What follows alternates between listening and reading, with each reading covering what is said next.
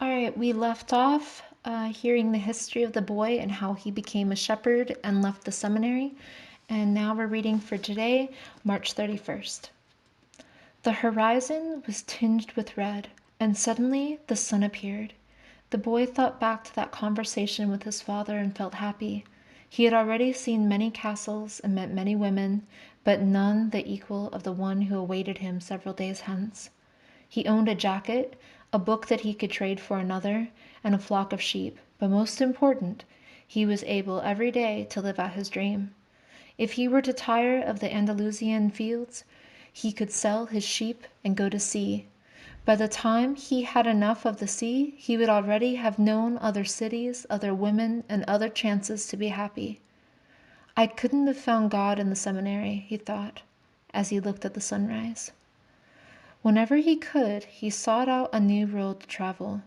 He had never been to that ruined church before, in spite of having traveled through those parts many times. The world was huge and inexhaustible. He had only to allow his sheep to set the route for a while, and while he would discover other interesting things. The problem is that they don't even realize that they're walking a new road every day. They don't see that the fields are new and the seasons change. All they think about is food and water. Maybe we're all that way, the boy mused. Even me. I haven't thought of other women since I met the merchant's daughter. Looking at the sun, he calculated that he would reach Tarifa before midday. There he could exchange his book for a thicker one, fill his wine bottle, shave, and have a haircut. He had to prepare himself for his meeting with the girl, and he didn't want to think about the possibility that some other shepherd with a larger flock of sheep had arrived there before him and asked for her hand. It's the possibility of having a dream come true that makes life interesting, he thought, as he looked again at the position of the sun and hurried his pace. He had suddenly remembered that at Tarifa there was an old woman who interrupted his dreams. The old woman led the boy to a room at the back of her house. It was separated from her living room by a curtain of colored beads. The room's furnishings consisted of a table, an image of the Sacred Heart of Jesus, and two chairs. The woman sat down and told him to be seated as well. Then she took both of his hands in hers and began quietly to pray. It sounded like a gypsy prayer. The boy had already had experience on the road with gypsies. They also traveled, but they had no flocks of sheep. People said that gypsies spent their lives tricking others.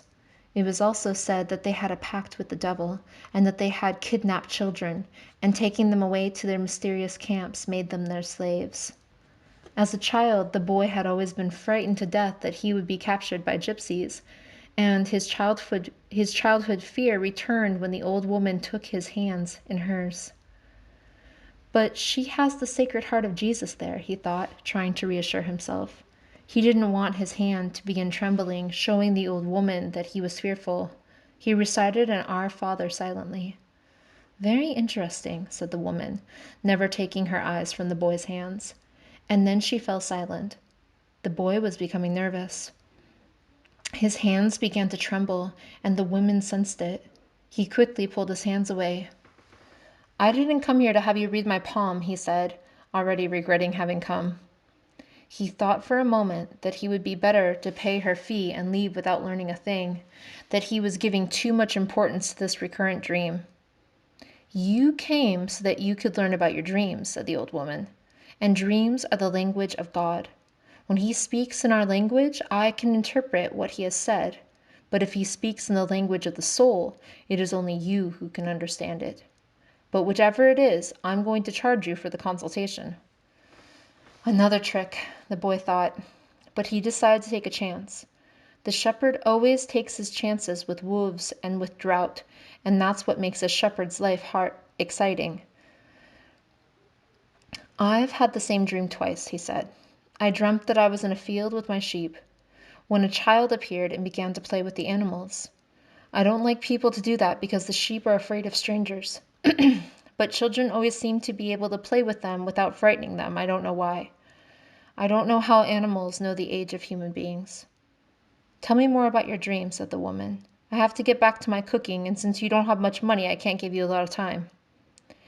"The child went on playing with my sheep for quite a while," continued the boy, a bit upset. "And suddenly the child took me by both hands and transported me to the Egyptian pyramids."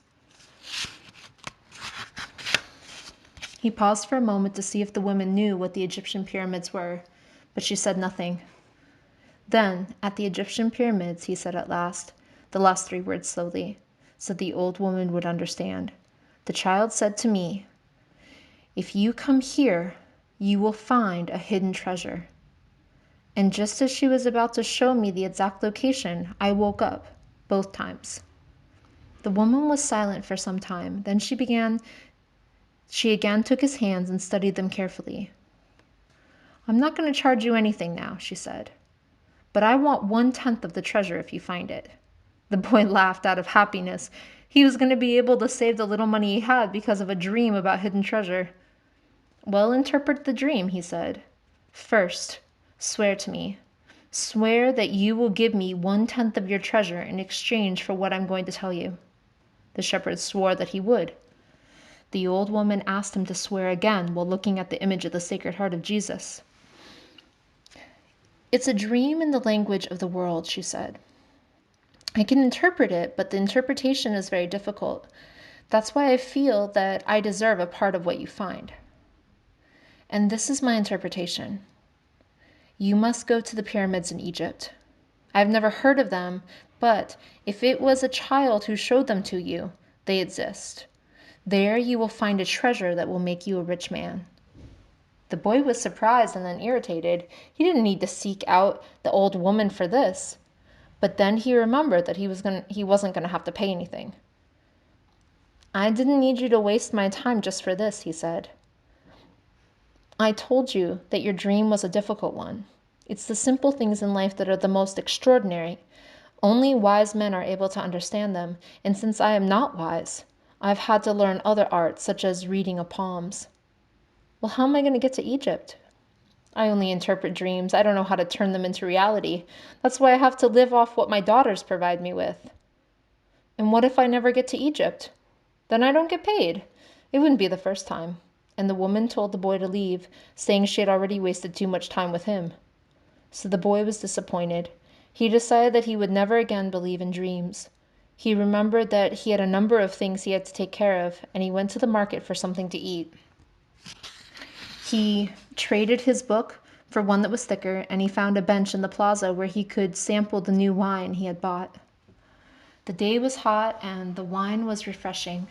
The sheep were at the gates of the city in a stable that belonged to a friend.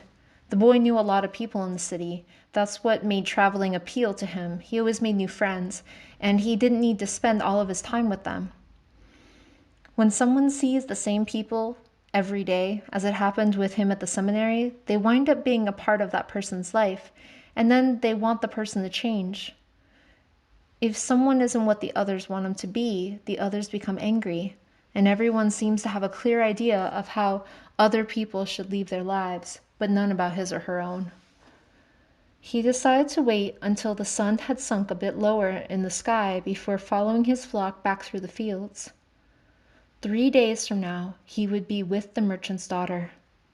He started to read the book he had bought.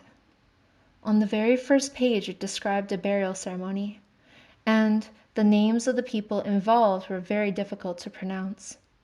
If he ever wrote a book, he thought, he would present one person at a time so that the reader wouldn't have to worry about memorizing a lot of names. When he was finally able to concentrate on what he was reading, he liked the book better. The burial was on a snowy day, and he welcomed the feeling of being cold. As he read on, an old man sat down at his side and tried to strike up a conversation. "What are they doing?" the old man asked, pointing to the people in the plaza. "Working," the boy answered dryly, making it look as if he wanted to concentrate on his reading.